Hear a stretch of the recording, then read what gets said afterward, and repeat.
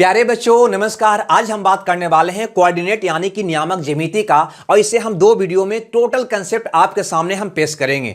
आज हम जो बात करेंगे, जो आपके रेलवे एसएससी में अक्सर बार बार पूछा जाता है, त्रिभुज से जुड़ा हुआ वह कंसेप्ट। ठीक है, इसको बनाने में सब लोग बनाना जानते हैं, लेकिन होता क्या है, फार्मूला का इस्तेमाल करते हैं, माइनस प्लस में गलती हो जाता है। आज के बाद वो समस्या आपको नहीं रहेगा। इसको हल करने के लिए क्या करिएगा कि तीनों जो निर्देशांक दिया हुआ है त्रिभुज के तीनों शीर्ष का, उसमें से किसी एक को आप जीरो बना लीजिए। जैसे कहता है 1 2 -4 -3 4 1, तो इसको अगर जीरो बनावे 1 2 को, तो क्या करना होगा, इसमें -1 करना होगा, यहां पे -2 करना होगा। तो क्या 1 में से 1 जाएगा 0, 2 में से 2 जाएगा 0, हो जाएगा कि नहीं हो जाएगा। जब इसमें -1 -2 किए तो इसके अनुसार सब नियामक को आपको चेंज करना होगा, यानी सब में -1 -2 करना होगा। यानी आपका जो ये नियामक था ना, वो बन गया 1 में से 1 गया 0 और 2 में से 2 गया 0। क्लियर है भाई। आगे देखो, -4 -1 ये हो जाएगा -5, ये भी हो जाएगा -5, और अगला हो जाएगा 3, और उसके बाद हो जाएगा 1 में से 2 जाएगा -1। यहां तक किन्हीं को दिक्कत, यानी जो आपका निर्देशांक यानी कि दिया हुआ था उसको आप इस रूप में कन्वर्ट कर लें। अब बनाना बहुत आसान हो जाएगा। अब करना है कि त्रिभुज का एरिया निकालने के लिए अंदर वाला का अंदर के साथ गुना कर देना है, अब बाहर वाला का बाहर के साथ गुना करके अंतर निकाल देना है, उसका आधा आपका एरिया हो जाएगा। यानी बाहर वाला का बाहर के साथ गुना करोगे तो -5 गुना -1 यानी कि ये हो जाएगा 5। अंदर वाला का अंदर से गुना करोगे तो -5 गुना 3 यानी कि ये हो जाएगा -15। इसी का हमें अंतर निकाल के आधा कर देना है, यही आपका त्रिभुज का एरिया हो जाएगा। ठीक है, तो 20/2 यानी कि 10, यानी त्रिभुज का एरिया कितना होगा भैया 10, यानी कि बी ऑप्शन आपका क्या हो जाएगा, सही हो जाएगा। या ध्यान रहे, यह आपको प्लस आवे या माइनस आवे, आपको हमेशा प्लस में लेना है। क्लियर है। नहीं समझे तो ये क्वेश्चन से और इसको समझाने का हम प्रयास करते हैं। जैसे इस क्वेश्चन को देखिए, क्वेश्चन नंबर 2 को यहां पे कहता है कि 3 5 -2 0 6 4 शीर्षों वाले त्रिभुज का क्षेत्रफल कितना होगा। ठीक है, इसका तीनों नियामक दिया हुआ है शीर्ष का। तो सबसे पहले किसी एक को हमें 0 बनाना है, तो 3 में से 3 घटाएंगे तो 0 हो जाएगा, 5 में से 5 घटाएंगे तो 0 हो जाएगा। जब यहां -3 -5 किए तो यहां पर भी आपको -3 -5 करना होगा, यहां पर भी आपको -3 -5 करना होगा। अब आपका जो नियामक है भाई वो बदलकर हो जाएगा, 3 में से 3 गया 0 और 5 में से 5 गया 0, हाँ या ना। उसके बाद अगला देखो, ये आपका हो जाएगा -5, ये भी हो जाएगा आपका -5। यहां देखो तो ये हो जाएगा 3 और ये हो जाएगा -1। ठीक है, मेरा यह जो निर्देशांक दिया हुआ था वो बदल गया। जब एक निर्देशांक 0 0 हो जाता है तो इसका एरिया निकालना बहुत ही आसान हो जाता है। अंदर का अंदर के साथ गुना और बाहर का बाहर के साथ गुना करके अंतर निकाल के आधा कर दीजिएगा, वही आपका आंसर होता है। यानी एरिया अगर निकालना है तो बाहर का बाहर के साथ गुना करोगे तो आ जाएगा भैया 5, अंदर का अंदर के साथ गुना करोगे तो आ जाएगा -15। इसी का हमें अंतर निकाल लेना है, अंतर निकाल के क्या कर देना है, आधा। तो ये भी आपका उत्तर आ जाएगा 20/2 यानी कि 10। यह प्लस आवे या माइनस हमेशा आपको प्लस में लेना है। क्लियर है। अब यहां पे ध्यान दीजिएगा, क्वेश्चन यही होगा लेकिन थोड़ा सा इसको में घुला देगा आपको, उलझाने के लिए क्वेश्चन बार बार पूछता है वो, है ना। तो इस क्वेश्चन से डरिएगा नहीं, इसके बनाने के लिए थोड़ा सा यहां पे ध्यान दीजिए। अगर आपसे कोई कह दे कि x + 2y = 8, तो क्या आपको पता है ये दो चर वाला एक घातीय समीकरण है, और यह वास्तव में एक रेखा है। वास्तव में क्या है भैया, एक रेखा है। ठीक है, क्या है, एक रेखा है। अब समझाने का थोड़ा सा हल्का सा प्रयास करते हैं। अगर ये y डैश x अक्ष ये है, तो यह रेखा अगर खींचोगे तो कहीं ना कहीं से तो जाएगा ना। मान लो ये समीकरण का रेखा यानी x + 2y = 8 आपने खींचा, तो इस प्रकार से गया, मान लेते हैं। तो इसको देखोगे तो क्या लगेगा भैया, तो x अक्ष को कहीं ना कहीं यहां पे काटा, ये y अक्ष को यहां पे काटा। तो क्या बता सकते हैं कि जिस बिंदु पे x अक्ष को काटा उसका नियामक क्या होगा, क्या ये बता सकते हैं। तो याद रखिए, यहां पे ध्यान दीजिएगा कि x अक्ष पे जब कोई रेखा काटेगा ना, x अक्ष पे काटेगा, तब y नियामक यहां पे हमेशा 0 होगा। ठीक है, और x का मान निकालने के लिए y को आप गौण कर दीजिए, मून दीजिए, तो क्या दिखाई दे रहा है, x = 8, यानी कि 8 0 पे काट रहा है भाई। अगर यहां पे देखा जाए कि y बिंदु का नियामक यानी y बिंदु को बिंदु को कहां पे काटा, तो इसको निकालने के लिए क्या करोगे कि चूंकि बाई पर काट रहा है, बाई अक्ष पे काट रहा है, अतः x का मान क्या हो जाएगा, 0 हो जाएगा। बाई का मान निकालने के लिए भैया अब की बार x को मुंदोगे, बाई का मान निकल जाएगा। कितना आएगा, 2 बाई बराबर 8, तो बाई बराबर 4। क्लियर है। यानी अगर इसका नाम b, इसका नाम c दे दें और आपसे कहें कि यह रेखा x अक्ष को b पर काटता है तो b का नियामक क्या होगा, तो आप कहेंगे 8 0 होगा। अगर यह कह दे कि यह रेखा जो है x + 2 y = 8 जो है y अक्ष को c पर काटता है तो c का नियामक क्या होगा, तो कह दोगे 0 8। समझ गए तो बढ़िया बात है, नहीं समझे तो एक बार और इसको देख लीजिएगा। अब सीधे आते हैं इस क्वेश्चन पे। यह क्वेश्चन भैया क्या कहता है, गौर से देखिए। कहता है दो सीधी रेखा A और A है ना, एक दूसरे को A पर काटता है। यानी यहां पे एक रेखा A दे रखा है जिसका नाम है x - 5 y = 2, और दूसरा रेखा भैया ऐसे दे रखा है x + 2 y = 9, जो एक दूसरे को A पर काटता है, A पर काटता है। तथा है ना B और C बिंदु पर x अक्ष को काटता है, तथा ये दोनों रेखा x अक्ष को, मान लो ये x अक्ष है तो x अक्ष को B और C बिंदु पर काटता है, B और C बिंदु पर काटता है, ये कह रहा है। अब तो समझ में आ रहा होगा, नहीं समझ में आ रहा है तो टेंशन मत लीजिए। अगर ये रेखा है ना, मान लो A वाला है आपका y अक्ष और A वाला मान लो x है ना, ए वाला अक्ष है, मान लो ये आपका x अक्ष हो गया, ये आपका कौन हो गया, y अक्ष हो गया। तो आप ही बताओ कि इस बिंदु का नियामक निकालना चाहोगे तो क्या कहोगे, तो कहोगे x अक्ष पे काटता है तो y का मान भैया 0 हो जाता है।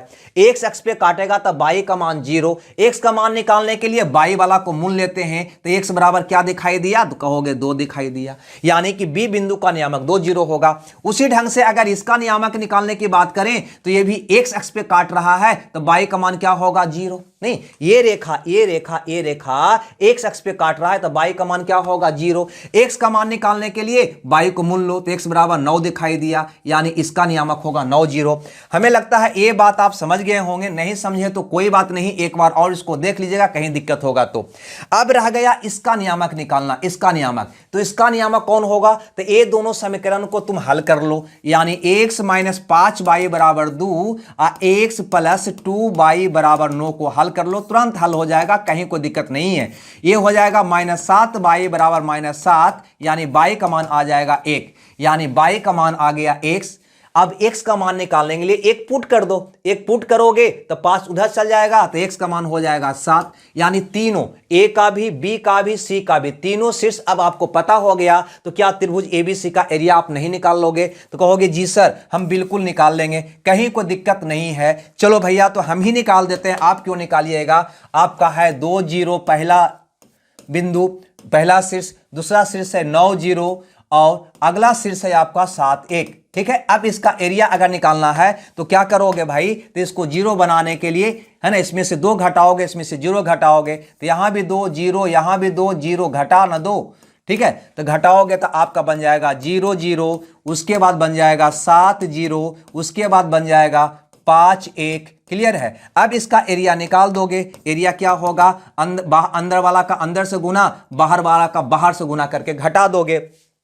तो 7 गुना 1 हो गया 7, माइनस ए हो गया 0, अब बटा 2, अब कितना आ गया भैया 3.5 आपका त्रिभुज का एरिया हो गया, यानी ऑप्शन बी आपका सही हो गया। ठीक है, तो ध्यान दीजिएगा, इस बात को समझने के लिए एक बार और इस क्वेश्चन को देखिएगा।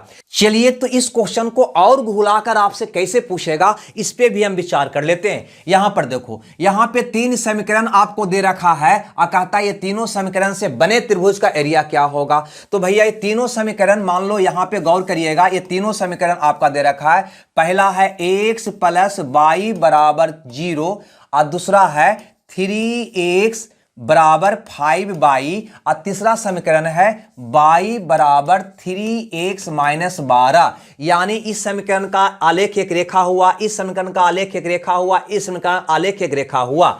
ठीक है, और इससे जो त्रिभुज बना ABC, इसी का आपको एरिया बताना है। अब कहोगे कि भाई ये तो और जटिल हो जाएगा, ये दोनों को हल करके इसका मान निकालना होगा, ये दोनों को हल करके इसका मान निकालना होगा, ये दोनों को हल करके इसका मान निकालना होगा, तो क्वेश्चन जटिल हो जाएगा। नहीं, गौर करिए यहां पे, समझने का प्रयास करिए। याद रखिएगा, कोई भी समीकरण दो चर वाला एक घातीय समीकरण में अगर c का मान 0 हो तो वह हमेशा मूल बिंदु से होकर जाती है, हमेशा मूल बिंदु यानी 0 0 से होकर जाती है। याद रखिएगा, यहां पे गौर फरमाइएगा थोड़ा सा, है ना। यहां पे x प्लस वाई बराबर 0, यानी यहां पे c का मान 0 है। अगर इसको चेंज करते हैं तो 3x माइनस 5y बराबर 0, यहां पे भी c का मान क्या है भैया, तो कहोगे 0 है। इसमें भी c का मान क्या है, 0 है। यानी यह समीकरण का जो आलेख होगा वह भी मूल बिंदु से जाएगा, यह भी आलेख जो होगा वह भी मूल बिंदु से होकर जाएगा। यानी दोनों समीकरण मूल बिंदु से जाएगा, यानी b जो है वो 0 0 होगा, क्योंकि दोनों में कॉमन बिंदु 0 0 हुआ, यानी दोनों रेखा दूसरे को 0 0 पर काटेगा, यानी b का नियामक 0 0 होगा। आप जानते तो इसको एक सेकंड में ये दोनों समीकरण को बिना हल किए हुए इसका नियामक 0 0 आप रख दिए होते। अब यहां पे गौर करिए, अगर इस बिंदु का नियामक निकालना हो तो ये भी बहुत आसान है निकालना भाई, ज्यादा जटिल नहीं है।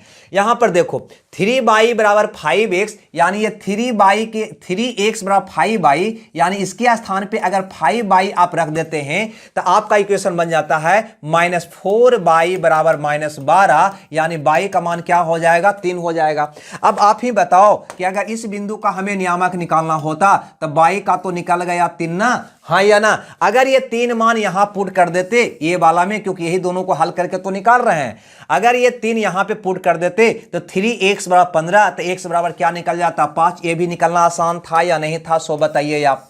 ठीक है, सो बताइए, इसको मिटा देते हैं थोड़ा देरी के लिए। अब यहां पे बताइए, कहीं को दिक्कत किन्हीं को है तो थोड़ा सा हमको बता दीजिए भाई। अब यहां पर देखो, अब रह गया a का नियामक निकालना। a का नियामक क्या होगा, a निकालना। तो देखो a दोनों को हल करेंगे a का नियामक निकल जाएगा, नहीं a दोनों को हल करेंगे a का नियामक निकल गया। तो यहां पे देखो x बराबर -y, x बराबर -y, अगर यहां पे -y आप रखते हो तो हो जाएगा y -3 इधर आएगा तो +3y बराबर -12, यानी कि 4y बराबर -12, तो y बराबर क्या आ जाएगा, -3। यहां पे देखो y का मान -3 आ गया तो -3 उधर जाएगा तो x का मान क्या हो जाएगा भैया, तो कहोगे 3 हो जाएगा। तो देखो थोड़ा सा मेहनत तो करना होगा, क्योंकि सारे क्वेश्चन ललीपाप ही हो ऐसा नहीं होता, कुछ क्वेश्चन में हल्का कैलकुलेशन होता है। तो बस कुछ नहीं मैंने किया, यहां पे c का मान 0, यहां पे c का मान 0, अतः दोनों जिस बिंदु पर काटेगा उसका नियामक 0 0 होगा।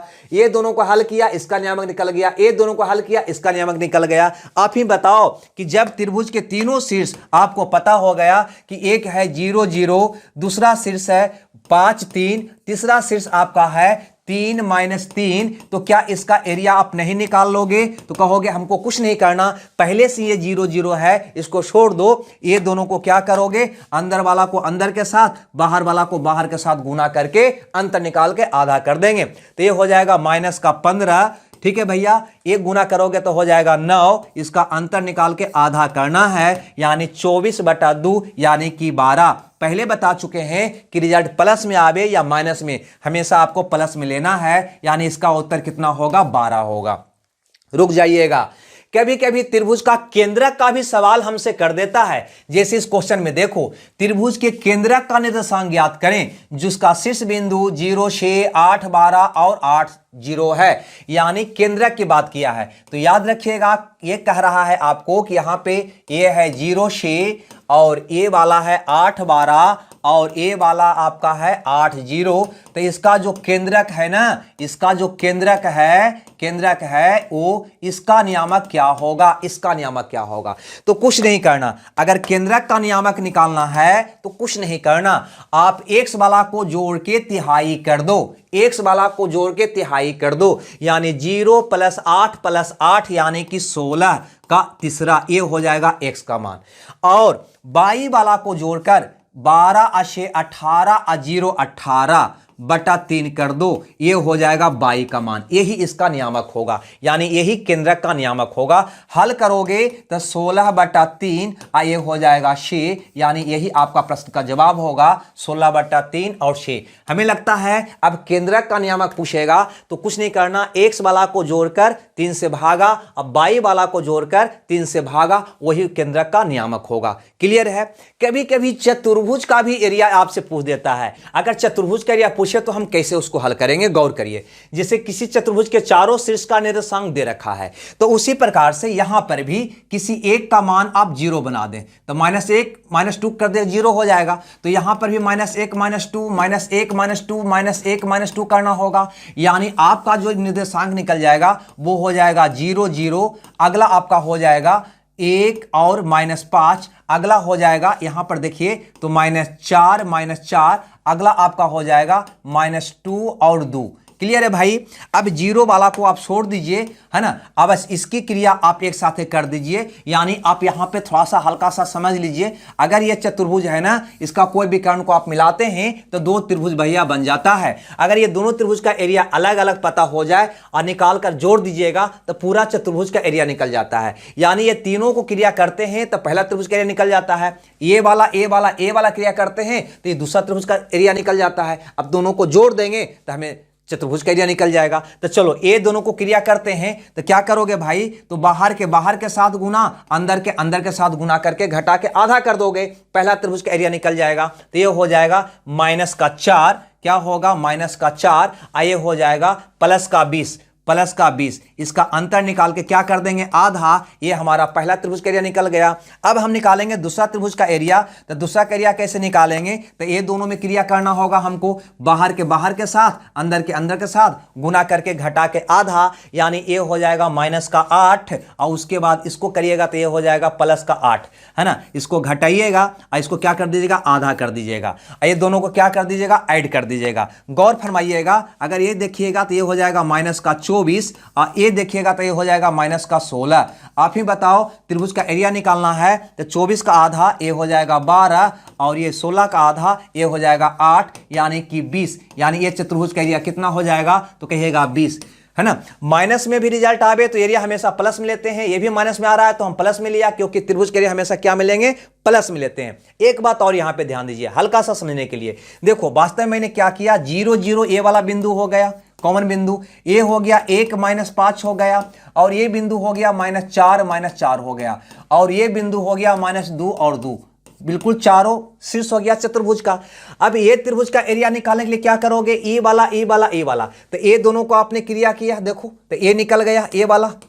उसके बाद ये त्रिभुज का एरिया निकालने के लिए ये तीनों को क्रिया करना होगा, यानी ये दोनों को लेना होगा। तो देखो -4 -2 2, -4 -2 2, बिल्कुल ये दोनों क्रिया किए तो ये वाला एरिया निकल गया। यानी ये त्रिभुज का एरिया निकाल के मैंने जोड़ दिया, आपका पूरा चतुर्भुज का एरिया निकल गया, जो मेरा उत्तर हो गया। तो अगला क्वेश्चन एक और है, इसको भी बनाने का प्रयास करिएगा, आप खुद इसको बनाकर इसका उत्तर कमेंट्स बॉक्स में दीजिएगा। ठीक है, हम लेते हैं आपसे विदा। इसके बाद कल हम बताएंगे सेक्शन फार्मूला से जुड़ा हुआ A to Z concept coordinate में। ठीक है दोस्तों, तो हमें दीजिए विदा, शुभ रात्रि। लेकिन जो विद्यार्थी नए हैं चैनल पे, वो चैनल को सब्सक्राइब कर लेंगे। और पर डे मेरा नया चैनल KTC 2.0 पर, KTC 2.0 पर ध्यान रहे, KTC 2.0 पर ये मेरा YouTube का नया चैनल है। इस पे पर डे 4 PM से मैथ का और 6 PM से रीजनिंग का क्लास चल रही है। इसको भी आप सब्सक्राइब कर लीजिएगा चैनल को, आइए क्लास को भी ज्वाइन कर लीजिएगा। PDF टेलीग्राम चैनल के लिंक डिस्क्रिप्शन में लगा हुआ है, जिससे आप ज्वाइन करके प्राप्त कर लीजिएगा। तो हमें दीजिए विदा, शुभ रात्रि, ओके, बाय बाय।